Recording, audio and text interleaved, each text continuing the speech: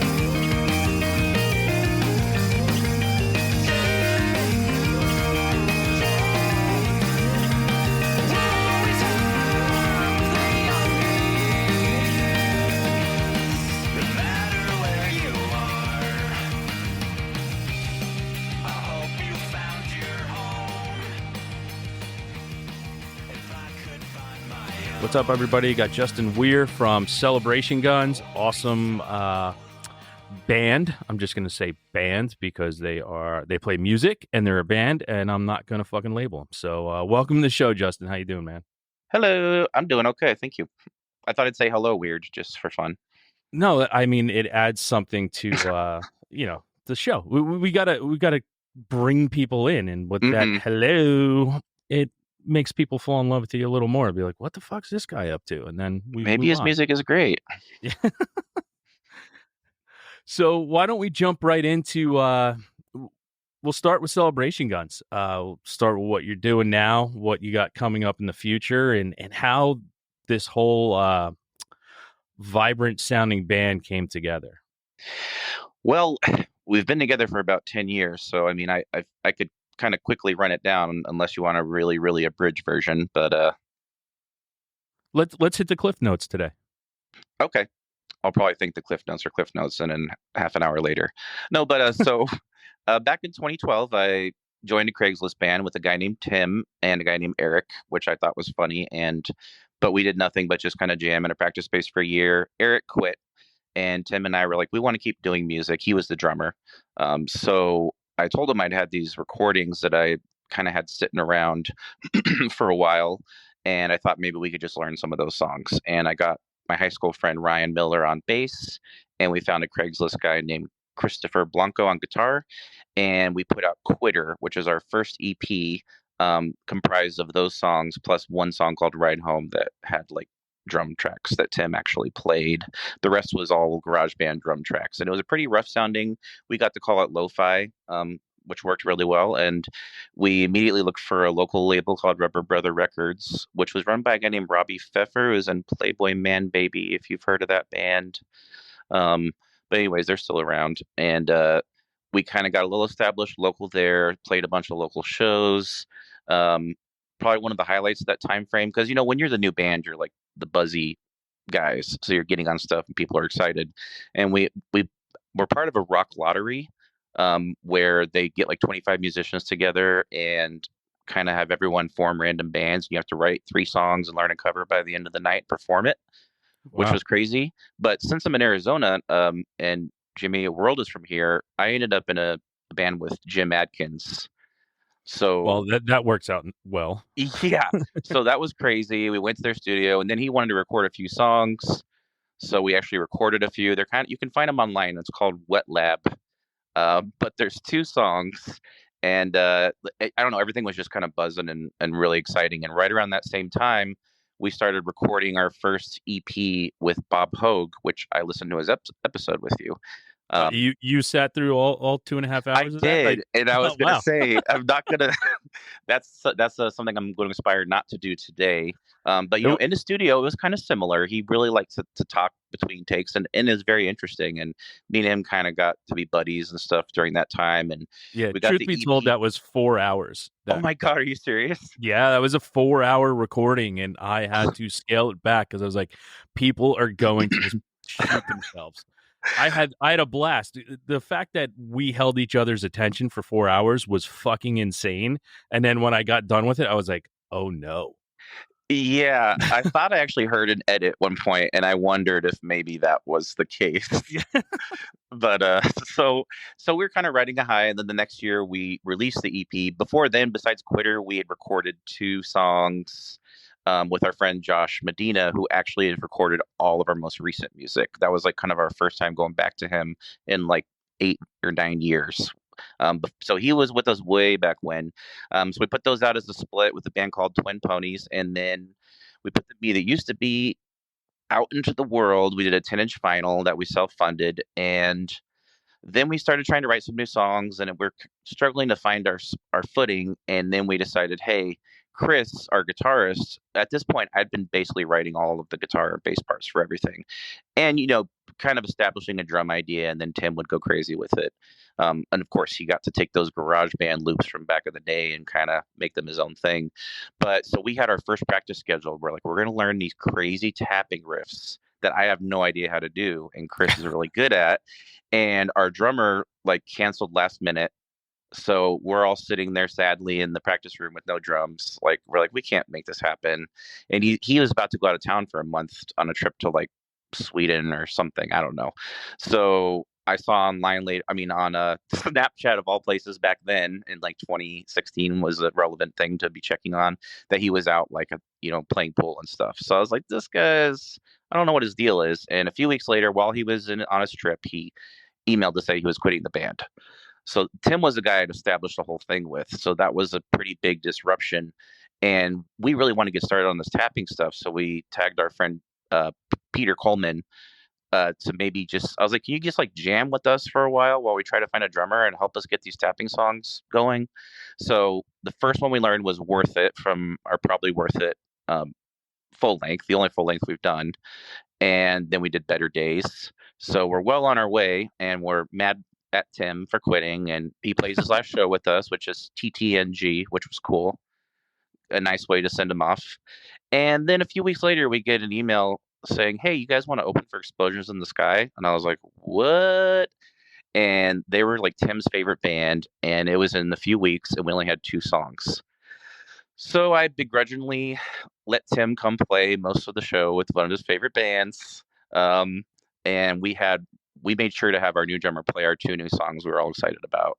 And then that was it for Tim. And things kind of were blowing up around that time randomly when he quit, because a month later, we got hooked up with a place called Ghost Town that does music sync placements, and we got a song on Shameless, which was kind of crazy. I think it was roundabouts my connection with Bob Hogue, because he also co-owned a studio with a guy named Chucky Duff, who is in Deer in the Headlights and kind of funds a lot of different venues and stuff around town. And he had a label called Commonwealth Media, and one of their bands had told me about Ghost Town. So Ghost Town later told me that they just assumed I was on that label, and that's why they worked with us. Yeah. Because it said on their site they weren't accepting submissions, but everyone knows you got to at least try. Yeah. So then we got some songs on Teen Mom, and I was like, Shameless was pretty cool. Yeah. But anyways, so that kind of dried up, and we immediately around that time started recording Probably Worth It. So it didn't come out till 2018, but we were in the works right away with this new drummer, getting all these tapping songs and a few of the songs that we'd already had with Tim. So we played around until around 2018 at the end, and then right after we got done recording what would become The Visiting Years and On Aging Gracelessly, which was intended originally to be a full length, that drummer quit. So I was like, well, great. And of course, I immediately contact Tim. I'm like, hey, you want to try again? So he rejoined the band and then just kind of hung out with us while we released those 2 EPs, and COVID happened and kind of everything got thrown off a little bit. And because of COVID, the mixing process got completely disrupted. So that's why we decided to put out On Aging Graciously first while we finish getting the mixing done on Visiting Years. And then around that time, I started talking to Chillwave Records, because I was getting the itch of like, we've done this local band thing for quite a few years now. Like, I need to figure out how to connect outside of Arizona. So we started working with them, and that gave us a little boost and started connecting with other bands, and did that for a few years. And then in 2020 actually is when we started recording kind of all of these new songs that have been coming out, starting preparing for that because we had nothing better to do. So the song Trying Is Hard that recently came out like a month ago, that was the first one we wrote. And we went ahead and recorded 8 songs. And then in 2021, I decided that 8 songs, less than 30 minutes, didn't count as an LP, because I was really stuck on this stupid LP2 thing. So we recorded 4 more songs, and then decided those didn't really fit. So that we started working with Really Rad Records in 2022, and we released the 4 newest songs as Midlife Vices, just to kind of get something out there. And we decided to sprinkle all the rest of the songs and releases over the next few years. So we have after Midlife Vices, we had a split with A Place for Owls, which was when I listened to your episode, because I'm like, we're going to be touring with these guys in a few months. I want to see what they're like. Total Sweethearts, obviously, is the answer to that one. And then we did the split, the Ultimate Emo album split from Really Rad Records. And now we have 4 last songs of this whole mess that are coming out at the end of March. And I have an entire new lineup on the band, because our relationships all fell apart last year, kind of after the Place for Owls tour. So that's been like a long process, kind of a bummer situation, but I've rebuilt back into a new lineup, and we're going to be playing our first show in March as well. So it's been quite the journey. I hope that was enough of a Cliff Notes version and not too ridiculous, but Yeah, that's kind of the story. I get it, man. And listen, drummers are fickle people, so I understand problems with my wife's a drummer, so that's yeah. That it lends itself to being like, yeah, they're sometimes hard to get along with. Right. And I'm curious, which I don't know if anyone's ever asked you this on the show, but you played in bands in the past, right? Yes. Oh, I just didn't. I don't know if you ever put that out there, like what you played in, if there's recordings, if you toured. There's just a mystery, which I know this is not a interview of you, but I just No, it's not an it's interview of me. it's And something that's kind of popped up in my head as I've been listening. yeah, no, it's one of those things people ask. We usually talk about after the show. I'm not it because the show's not about me. Right. And Well, I'd be interested you know, after the show, or yeah, send me some stuff later. I'm literally that guy that really, we never made it. So what the fuck? It doesn't matter. Um, but it is what it is, and now I get to help you guys hopefully make it big somewhere in the Please. world. Yeah. So get a little hidden tracks rub on you, and we try to push you to the stars. So we'll see what happens. But Right. Yeah, we're still inching along 10 years later towards making it, but it's you know, fun. The progress is fun. well, the thing is to not give up, right? And even Yeah. if you inch along, as long as you're moving forward, and that's, my big thing is always, even if you take two steps back, you got to take that next step forward. Like you just got to keep moving forward. And even if it's inches or whatever you got to do, because once you stop doing something, it's the hardest thing in the world to pick up and just start to do again. Cause it's like, why am I doing this now? And then I think that's when doubt creeps in. Oh Is like yeah. when you go back to doing something that you did before and you're just like, yeah, it didn't work before. So why am I doing it now? Which is tough, Yeah, and especially that's a with big what part you of what do. happened last year is we were going to play I don't know if you ever heard of Plus Fest, but it's kind of a cool math rock emo type festival, and a week before we were going to announce, the drummer announced that he no longer wanted to tour, even though we'd already confirmed this. And then everyone else in the band was like, yeah, we don't really want to either. And that was a whole conflict. And they kind of were like, we just want to play in town and like maybe occasionally go play in LA on the weekends. They're like, yeah, there's thousands of venues in LA. I'm like, you guys don't know what you're talking about. Yeah. That is not a plan for us. So I didn't want to lose it. I didn't want to just go back to only being AZ locals. I mean, that's basically why I ended up where I did, was just restarting the whole thing, because I don't want to start over and I don't want to lose whatever tiny progress we've made up until this point. Oh, well, good on you, man. And to take something seriously and to become an actual band is always that hard thing that everyone's got to be on the same page. What are we Yeah, doing this for? And when you say what are we doing this for and everyone has a different answer, that's when it's like, all right, well, this is my vision. This is where I want to go. You can either hop on the bus with me or I can wave goodbye as I'm driving down the road, because that you at times have to, there always has to be that person that always wants to push forward. And if you have one person that is like a little bashful about what they want to do, that's when you just got to say, okay, we're done. Like, I can't, I need you all in or all out. Like, we need to figure yeah, it out. for sure. That was definitely a good summary of how I felt by the end of it. Now that you have things moving forward and progressing and doing something new with new people, do you still feel that what you started as Celebration Guns and what it matured to be is still what it's going to be moving forward, or do you think that there's going to be some changes in stylings of music because now you're creating with new people? So Exactly. Well, I mean, part of it is, and this was what made things just kind of so complicated with feelings in the band, is it's kind of in a way always been quote unquote my band, but I've never wanted to be like the Justin Weir project. I think that's kind of the dumbest thing ever, when someone, it's like a full band and clearly they all input things, but it's named after one person.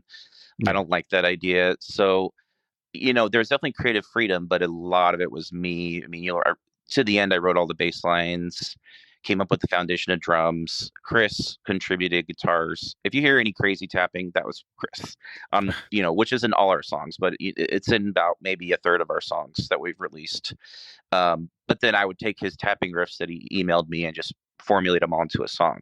So that's when it came to a head last year, of like, when they're like, no, the drummer was like, no, we have to vote. And if we outvote you, then we have to stay a local band. I'm like, I'm sorry, but for the first time, I'm going to have to step up a little bit and be like, that's not really the situation. I mean, this is me. I write all the lyrics and most of all the songs. Like, I don't want it to be like, to act like this. I feel like I'm being like this, but I'm going to keep going because I'm the heart of this. And with the new members, two of the guys, one each has been in splits that we put out in the past. So I've known two of them for years, in years, so that I kind of feel like it's not anything bizarre or crazy different that I'm adding to the mix. Like I know their bands and I know that what they can do, and the new drummer is all in, and I feel like now we are going to focus on writing LP2 because I mean it's about time at this point since 2018 was LP1.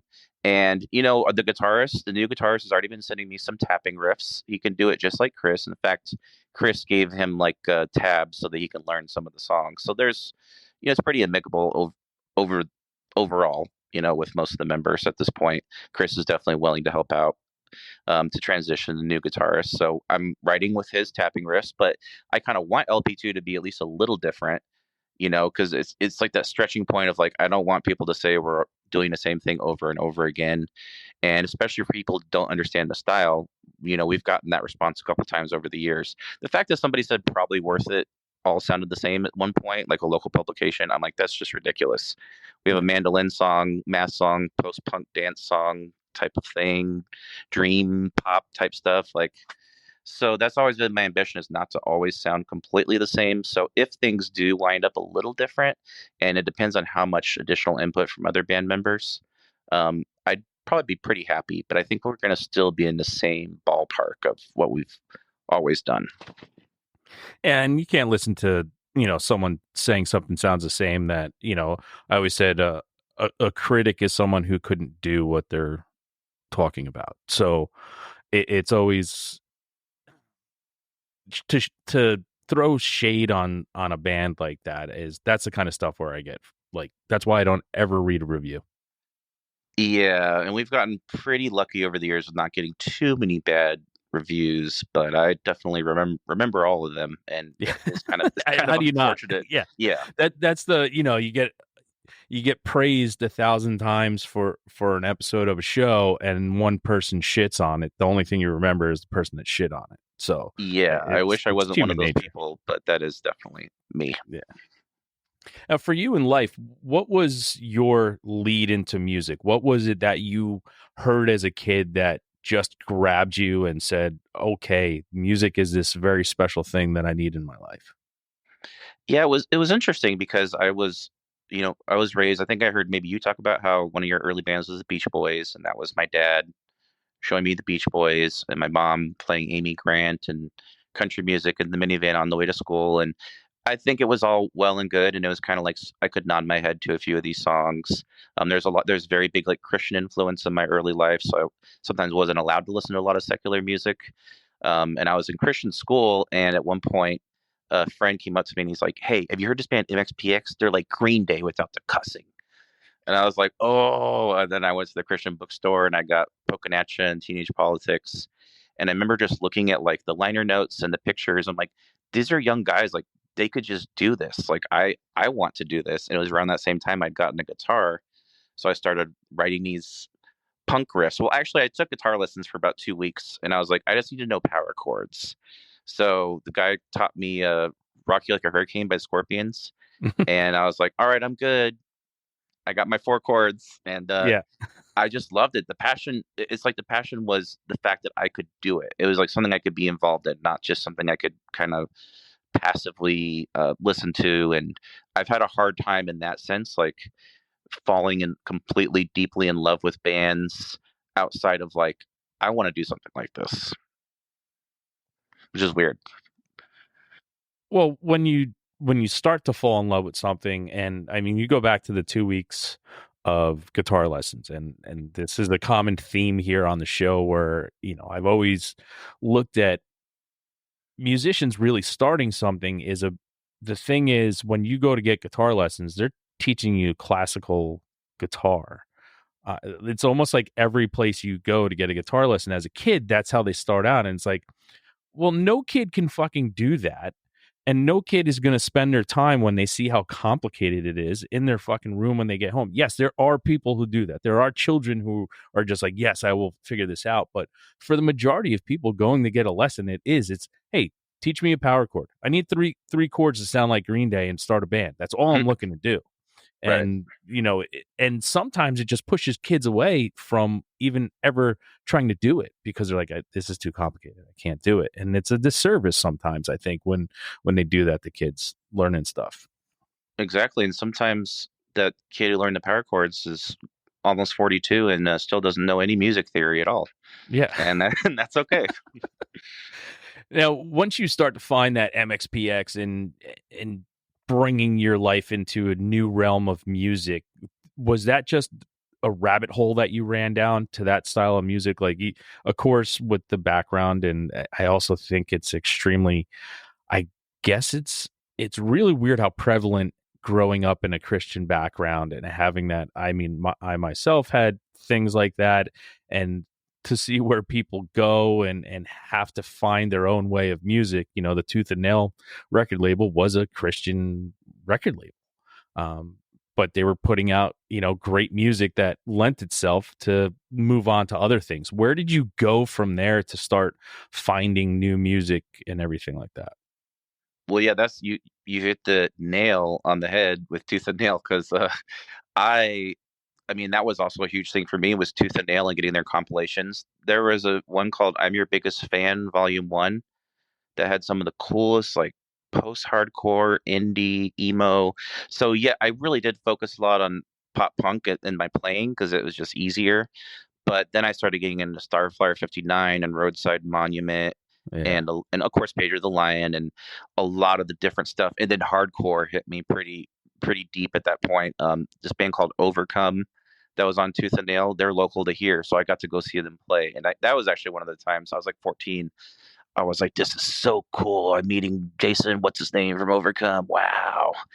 And of course they're doing like kind of like the praise and worship songs between their metal breakdown songs and I don't know. I just thought it was so cool. I actually done a couple of my own little record labels, and a lot of that was just me sitting and browsing the catalog of Tooth and Nail. And I love how diverse it was. I don't know if people all always realize that about Tooth and Nail is how much it wasn't just like punk or just hardcore. They put some pretty obscure, like Danielson, and they put a lot of different stuff out. And I think that was huge for me wanting to branch out from punk. And by the time I hit freshman year of college, I was kind of done with pop punk for the most part, and a lot of my friends were wanting to keep going with it. I quit a band that I had been in for a few years because I was like, I'm ready to move on. And then I immediately joined another pop punk band uh, called Homebrew for Max, which interestingly enough, a few months later, I moved out of state and they changed members and changed their name to Scary Kids Scaring Kids and were a lot less pop punk. But it was really Yeah. weird. I was like, I could have been a part of that, but also no, I would have ruined it. So it's better that I left it, let them do their thing and become huge. Was Overcome your first concert you ever saw? Your first live experience? No, my first live concert actually was I was in sixth grade, and my friend invited me to see Boys to Men, TLC, and Montel Jordan. And Nice. This is how we do it. yeah, exactly. And I listened to the radio back then. This was before I was really into me playing music myself. But I just knew some of those songs, and I liked Boys to Men a lot. I can't. I think that Cooley High Harmony or whatever album that was, but it was pretty rad. Nice. So then was Overcome like the first show you got to pick to go to? I think so. It was something like that. I mean, I did see MXPX play early on, so I might remember that time, and Supertones, and I saw Plank Guy with Sixpence None the Richer. This was all around the same time frame, like seventh, eighth grade.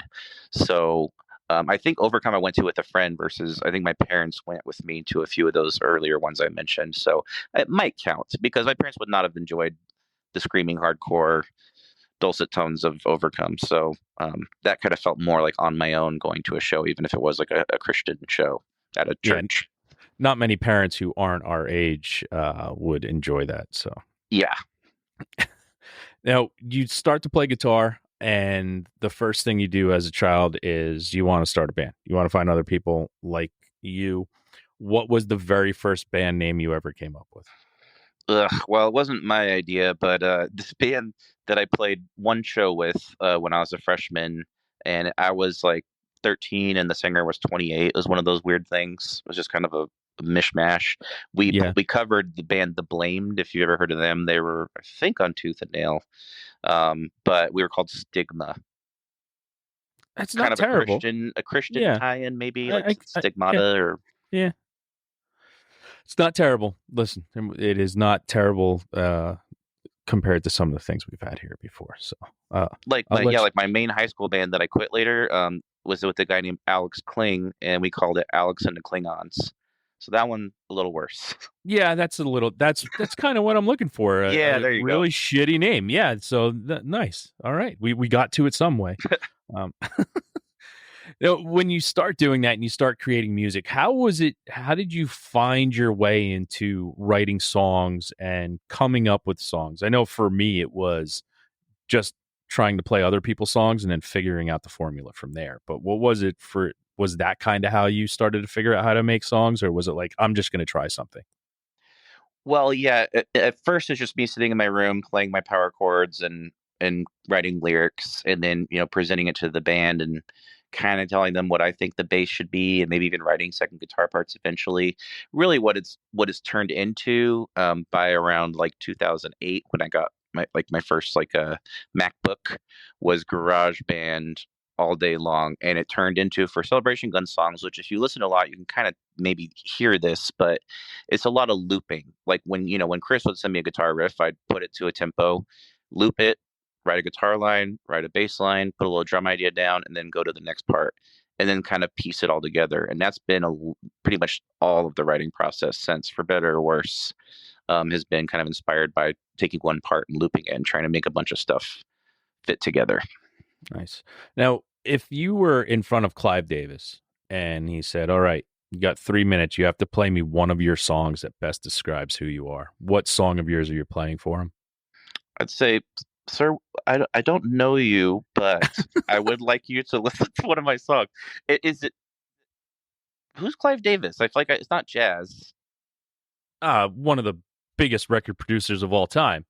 Um, Oh, in that case, I'd well, if I wanted to impress him by showing him like the one of our catchier things, it'd be Whatever Gets You Through the Day.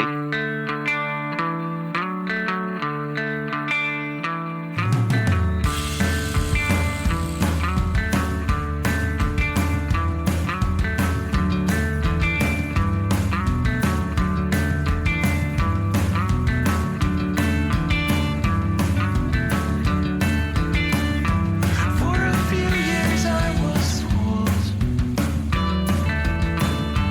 into thinking I had reached the end. I gave up, I lost my cool, but it took time for me to comprehend.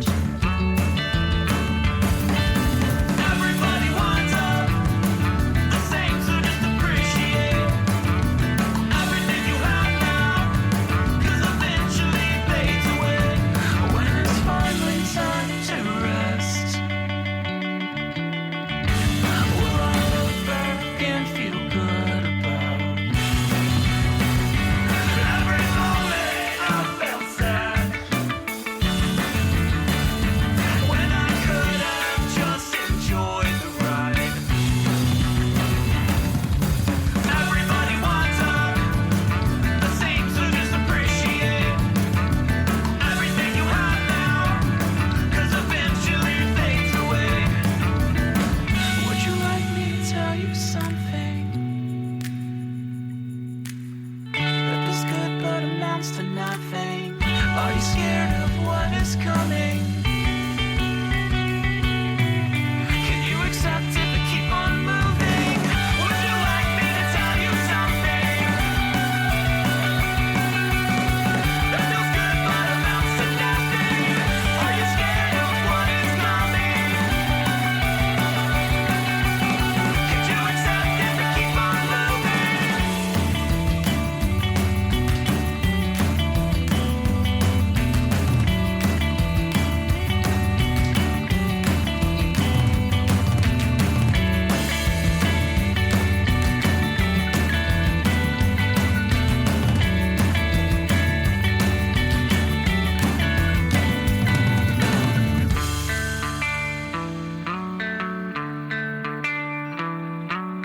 Everybody winds up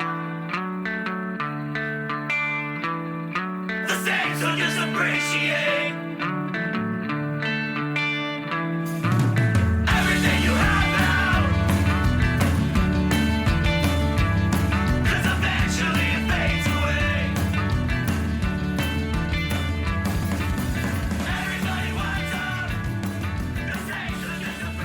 But when I've heard you ask this in previous episodes, kind of like what song would I show maybe people in general to represent us, that would maybe be something like Pangea, which is like just long, crazy, epic math rock type of song that really represents like the ability to just put a bunch of stuff together to where it doesn't just sound like a mishmash, but it just flows and shows like what we can do as a band.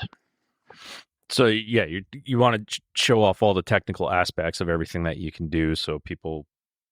And I think that's where, for me, when I tell somebody that something's mathy, people like, for some reason, maybe it's the older guys in my crew, but it's like, it's really mathy. I can't get into it. I'm like, why? Because it's too smart for you. Like, I don't get why you just can't sit there and enjoy a piece of artwork that is a little bit more complicated, but still brings out this vibrant flavor, and it's eccentric, but it's also extremely beautiful when done correctly.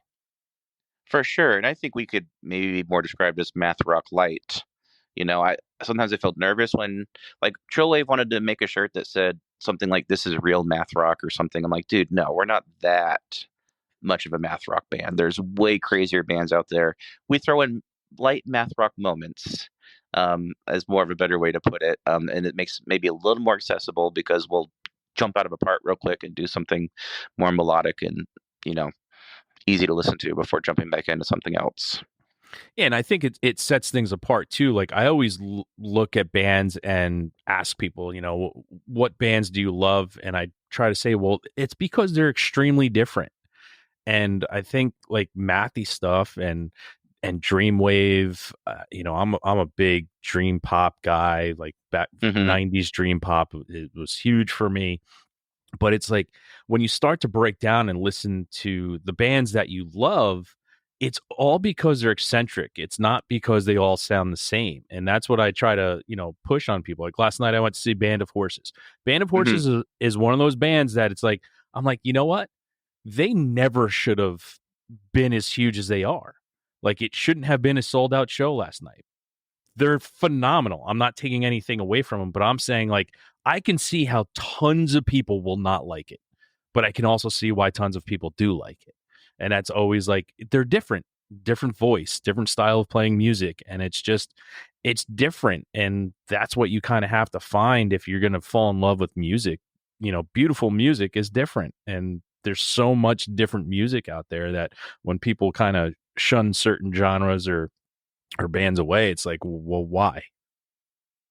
Yeah, for sure. And that's kind of one of the most important things I'd want someone to take away from us. Like someone had recently said that we sound like maybe we're trying to be Algernon Cadwallader in a broad sense, or Snowing, or this email band or that band, but we end up just doing what we want to do regardless. And that's kind of how I like it. I don't necessarily want it to be carbon copy of, they sound just like these three bands, listen now. And like, that's all you really say, because it's not going to fully be the case with a lot of bands people would compare us to.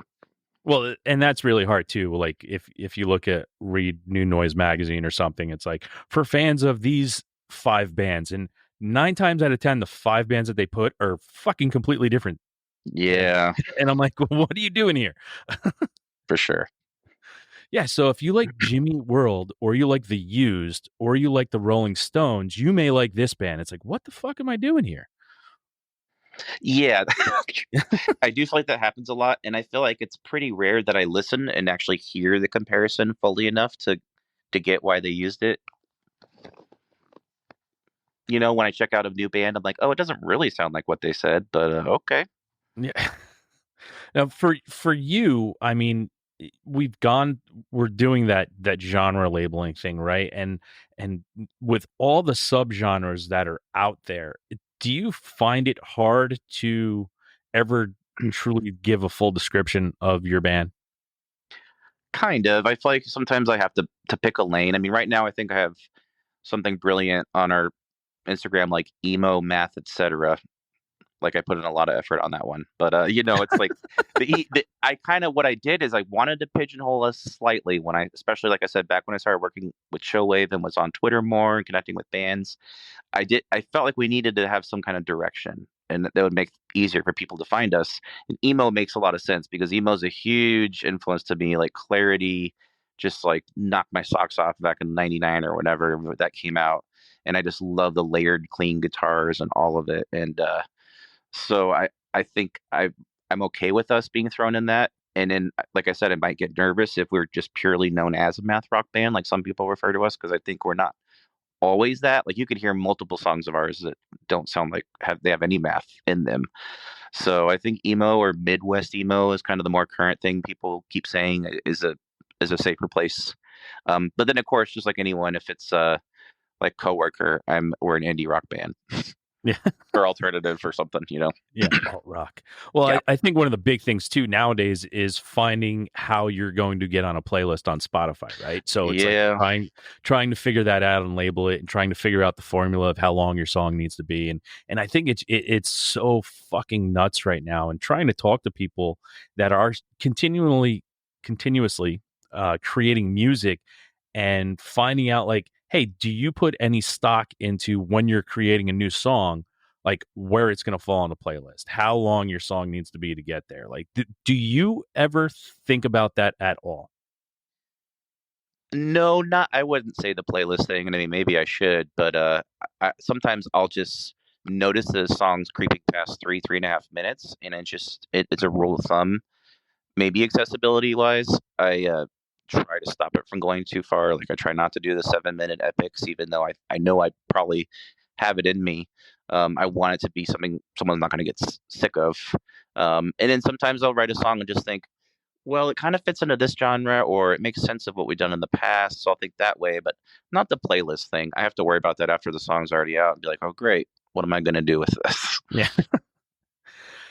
For being that, original local DIY band and coming up from humble beginnings of doing everything yourself for a little bit to getting some success and being placed on Teen Mom, and I'm going to throw that one out there over Shameless, but to get to that point and then to start over essentially right now, which is just, it's a new starting line, right? You're just at a new starting line right now. Do you look back and wish you had done something different earlier on so you wouldn't be having to start over right now, or are you just fine with everything that's transpired and hey, this is the road less traveled, but it's a speed bump and then we move on? It's really weird because maybe this is a generic answer, but it's like hard to imagine ending up where we're at now if I had done anything different in the beginning. Like I had everyone in the band that gave us the heart and the drive that we had early on. And, I started trying to push everyone to be on the same page of wanting to tour. And a big part of all that was also the fact that for some weird reason, the bassist and drummer got married a month apart and then bought a house a month apart. Just coincidentally, all around the same time that I'm like, let's hit the road. So it's and the bassist, he told me, I mean, one tour we did with the band called Riley a couple years ago, he actually couldn't go, so we had a replacement. But he doesn't really like touring that much, and he told us that he might be like a grumpy jerk, and that he would hate it. And we're like, well, let's just give it a shot on the Place for Owls one. And no, he was not happy or friendly. It didn't help. It didn't help anything. So it's like I felt like to a point I was starting to sort of trying to drag them into a direction that clearly most of them just wanted to play music, and stop, full stop. Not like, and I want to tour and I want to try to get different labels and people and this and that. I mean, they all like the idea of people liking us, but all the work behind the scenes that I was constantly doing and managing and everything, like it didn't feel appreciated, which might be unfair because I think I didn't, they just, when you just do something for everyone for so long, I think it's just, they're going to stop appreciating it and they're going to stop telling you and they're going to start taking things for granted. And I'm sitting there like, you guys don't even care about me, and they're just like, when's practice? Like, Yeah. it starts to get a little ridiculous. I don't know if I do anything differently. I mean, even though that, the tour kind of, I think we needed to do that tour because it brought things to a head and forced us to know like where we actually want to be instead of like this hypothetical, like, yeah, we could keep touring. Sure. Why not? So I think the new lineup has brought a lot of fresh energy, and that's one thing I told the other guys after, because I kind of had kicked the drummer out first after we had a disagreement, and then the other guys was kind of up in the air, and I'm like, guys, I kind of just want to like fresh start this. Like, I need people who are like super excited about this and they want to tour and this and that. And so that's what I ultimately wanted. And so far, it's feeling pretty good. And I think maybe even the idea of writing LP2 with the same lineup, I don't know if, we might have all just been sick of it by then. Like, it's going to feel a little more exciting with new people involved, I think. Well, I'm excited to see what comes from this. And I mean, because any indication of what's already out there for everybody to fall in love with, to keep going, I'm very excited to hear what's coming next. So I appreciate that. I also don't ever hear anyone ask this question, but how did you come across us? So, question does get asked, Oh, and it is I spend way too much time looking for new music to get excited about. hmm I have this, my drug is finding something to listen to. So I spend hours on end on Bandcamp, clicking on subgenres and finding different styles of music and different things to fall in love with. And as soon as I get that initial feeling, and it's really hard to explain because some people like I've never had that, but when I hear something that's completely just, as soon as I get those goosebumps, I'm like, yep, that's it. Now I'm all in. Now I go listen to every single thing that the band has out, and then I reach out to people, and then I'll recommend it on our threes segment at the end because to me that is, I'll do all that bullshit hard work, and I'll do all the filtering for everybody because there's so much music out there, and we're yeah, still, we grew up in an era where you were kind of told what to listen to through MTV, through the radio, through all that kind of stuff. You were always kind of told what to listen to, and even nowadays, everybody's like, oh, there's so much music, it's so easy, it's so accessible, but you still get told through algorithms what you should be listening to. And I find that sometimes annoying as fuck. So I'll do it myself, and as soon as I do it myself and I find something on my own, I get to take that ownership of it, right? You get to take ownership of someone else's art and be like, yes, I fucking love this. And then you get to share it with people instead of throwing it on a playlist. right. People have asked me like, oh, why don't you put together playlists for all the bands you talk about on an episode of a show? And I'm like, do you know how fucking much work I already put into doing this?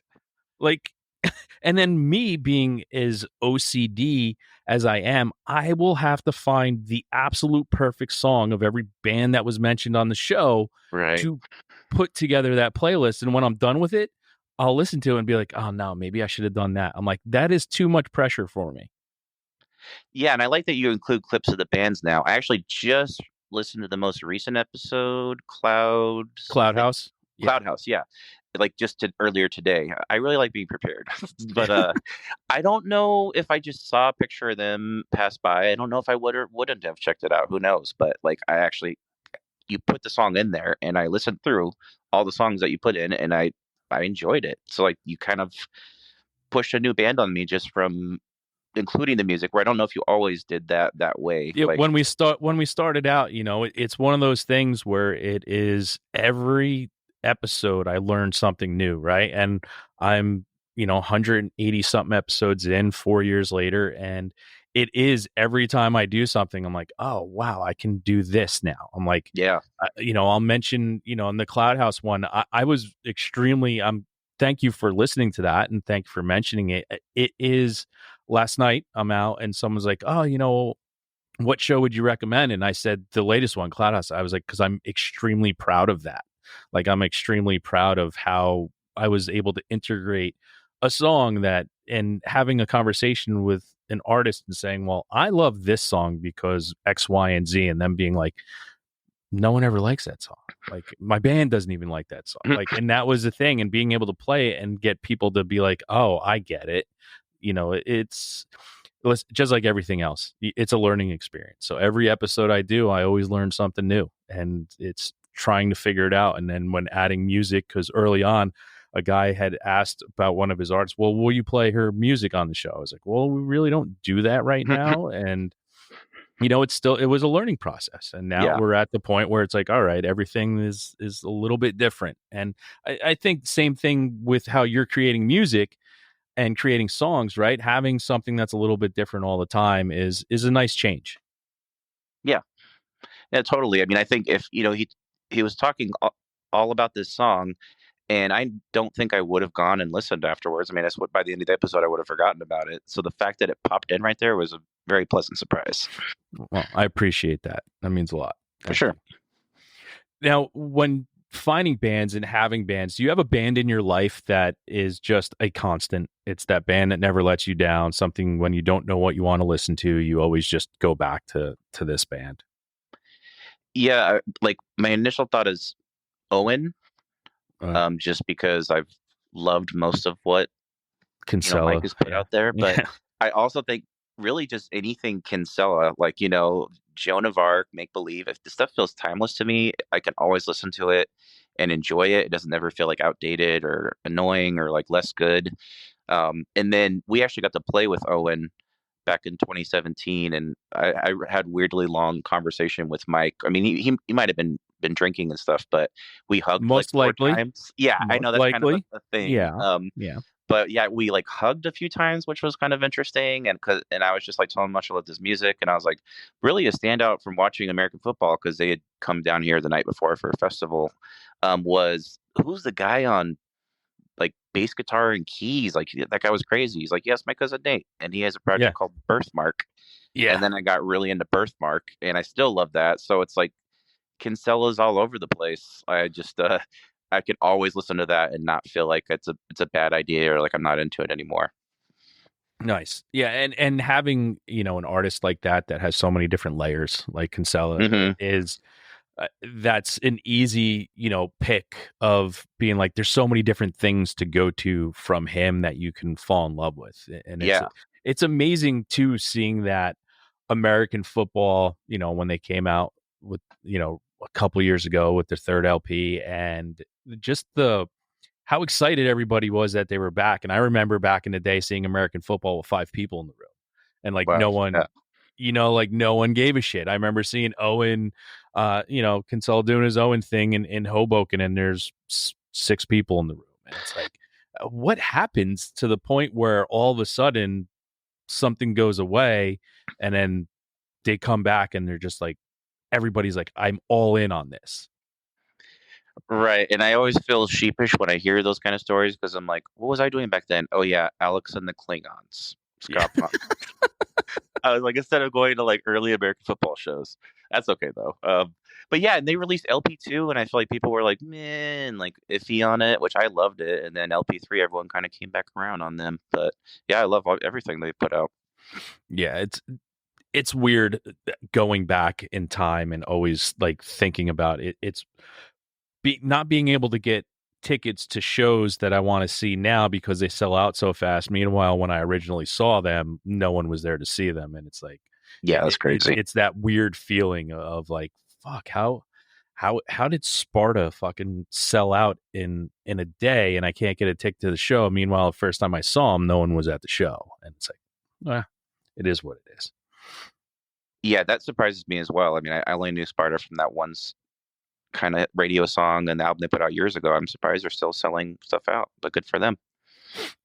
Now, for you, do you have like a memory of like a musical memory that, for better or worse, just occupies that small part in your brain, that just never goes away and pops up sometimes when you least expect it? Musical memory, like a show that I played or something.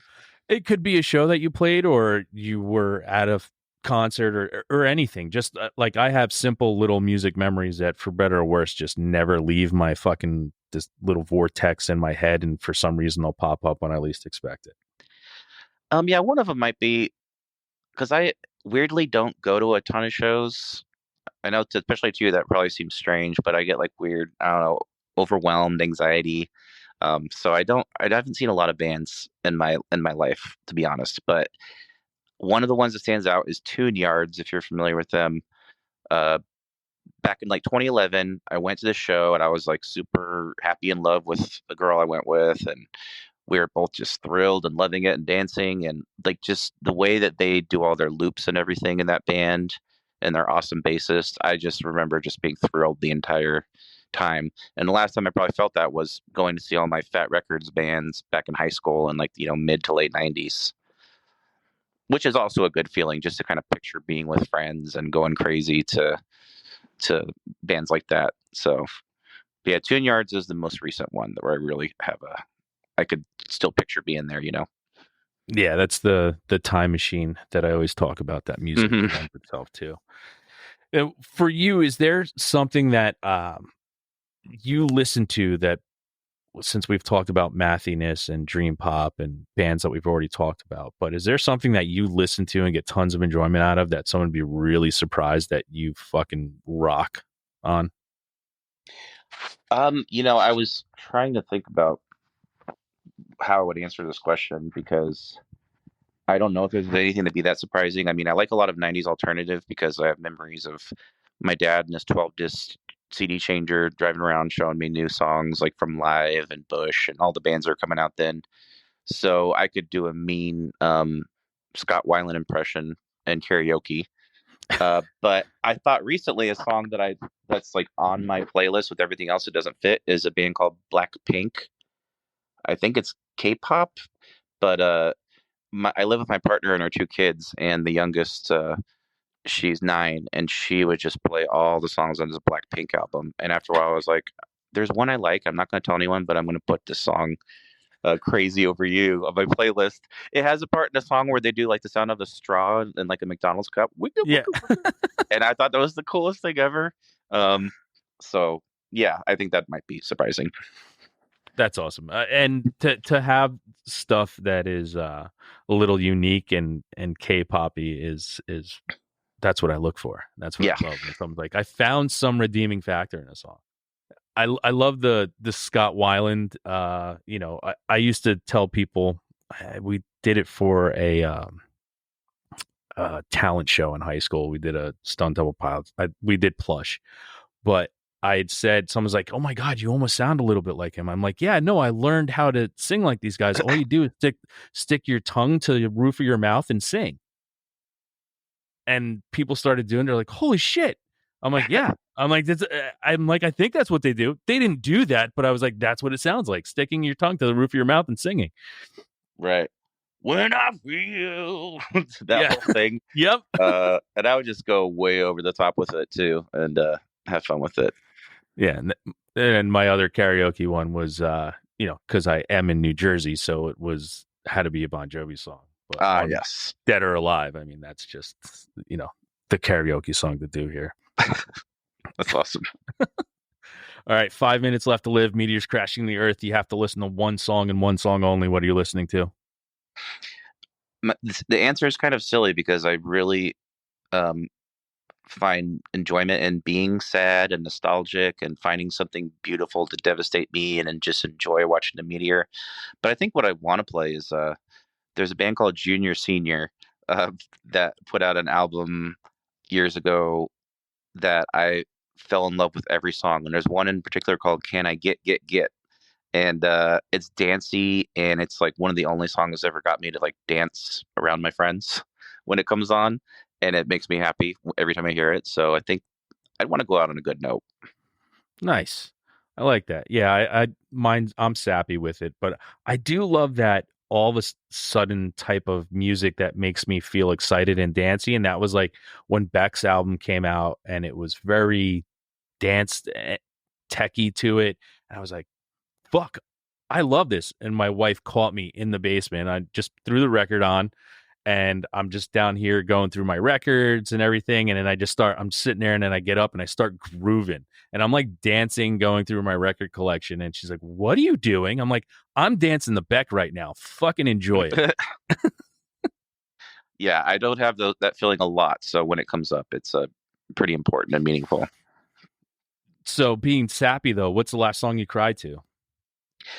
I was also trying to think because I don't know if I've cried to a song in a little while. But then when I listened to Carly Cosgrove's episode, they mentioned Frightened Rabbit, Yeah. And it might have been that because for one thing, their video for The Loneliness always makes me cry, and just hearing it, and there's just a weird connection there for me personally because I had gotten divorced a few years ago, but during sort of the separation period, my ex, who her favorite bands were Ryan Adams and Frightened Rabbit.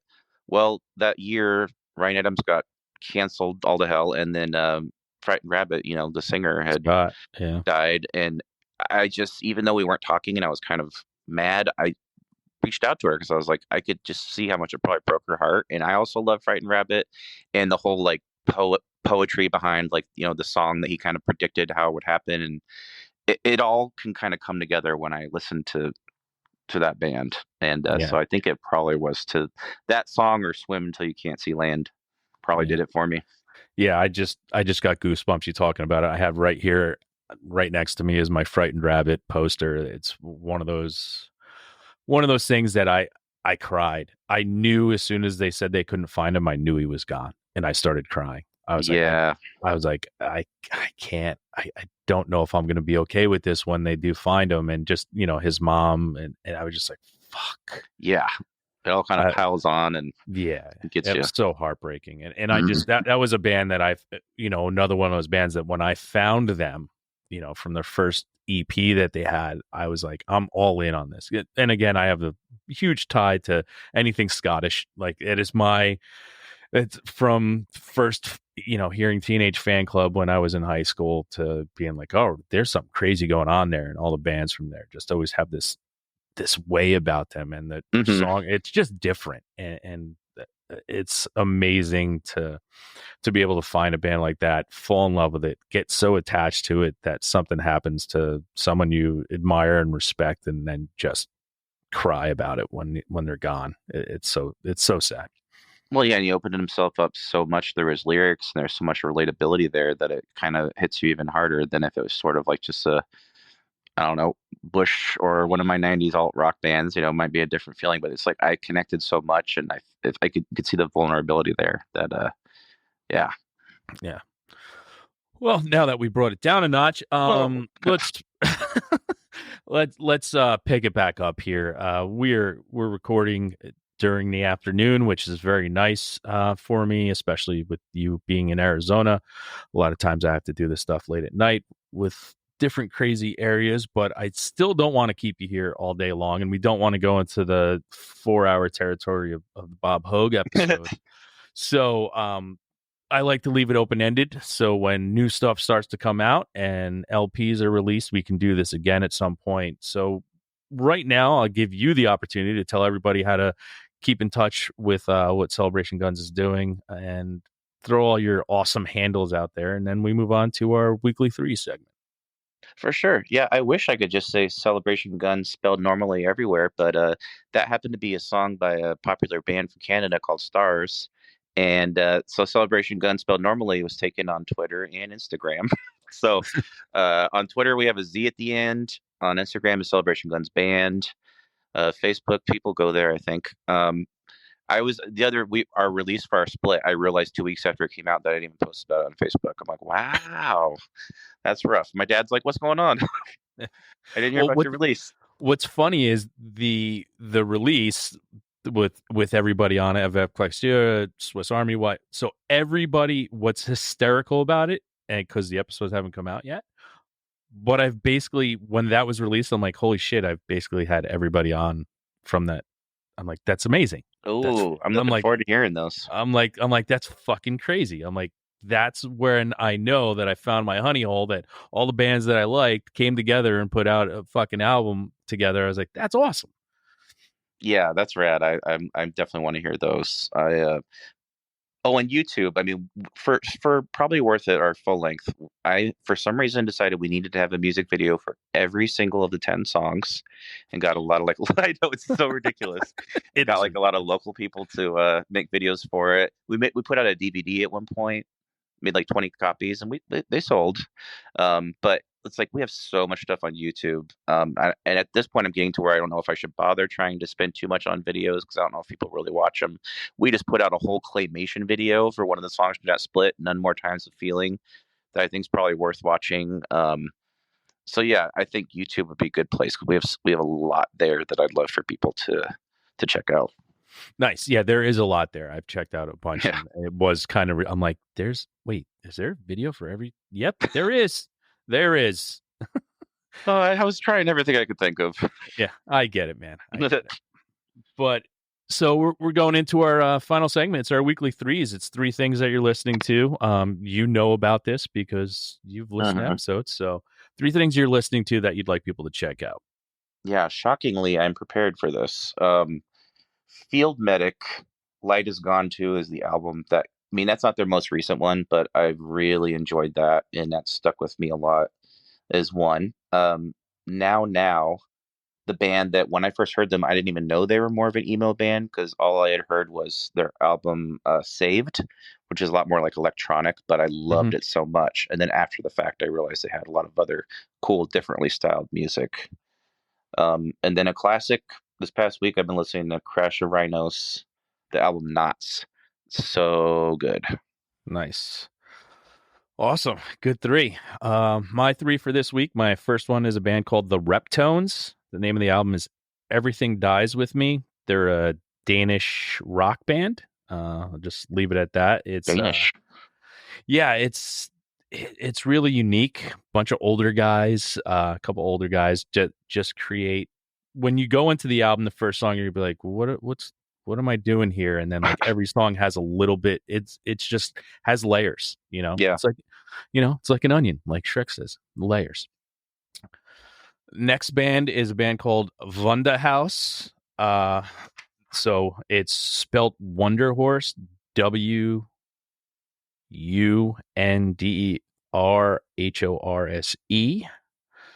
Well, the name of the album is called Cub, and they're a British rock band. A little same thing, like layers to their music. Like there's something for everyone on the album.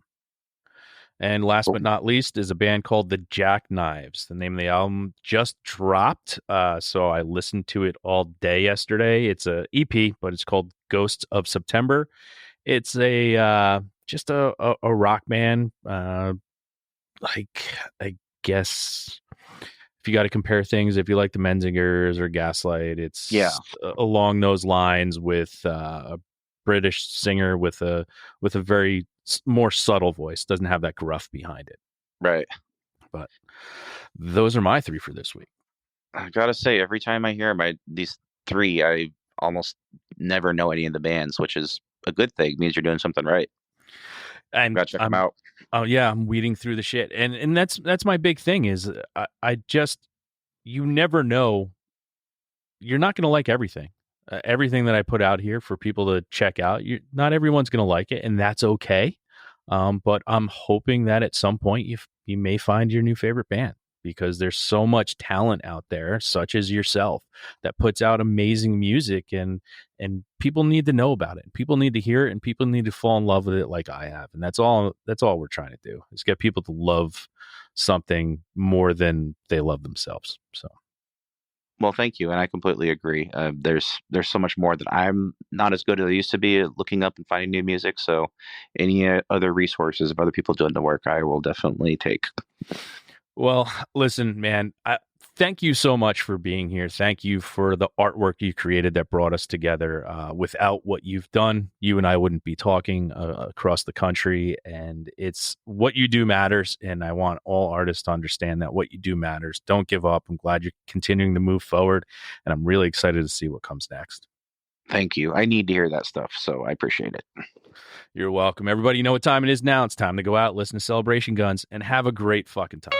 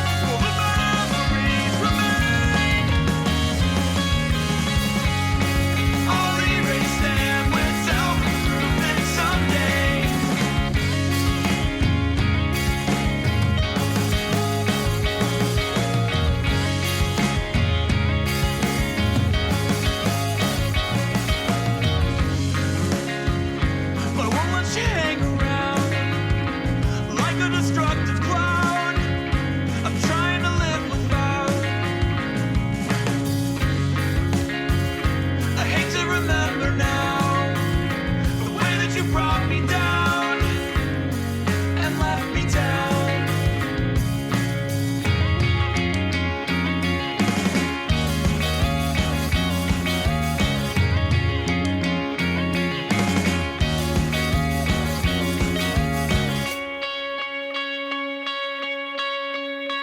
The feeling's gone away. The regrets and the shame will vanish someday. The feeling's gone away. The regrets and the shame will vanish someday. Will the memories remain? I'll erase them with self-improvement someday.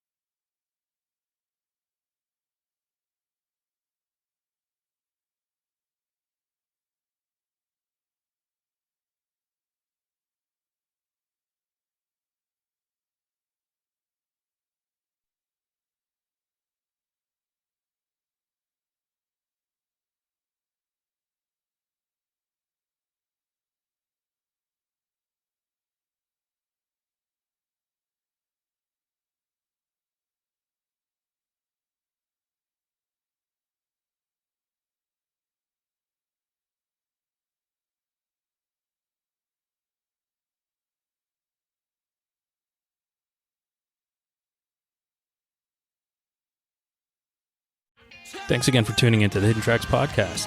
We hope you enjoyed this week's show. Don't forget to follow us on Instagram at HiddenTracks99. Also, send all your submissions to myhiddentracks99@gmail.com. Tune in next week. You may find your new favorite band. And don't forget to go out and have a great fucking time.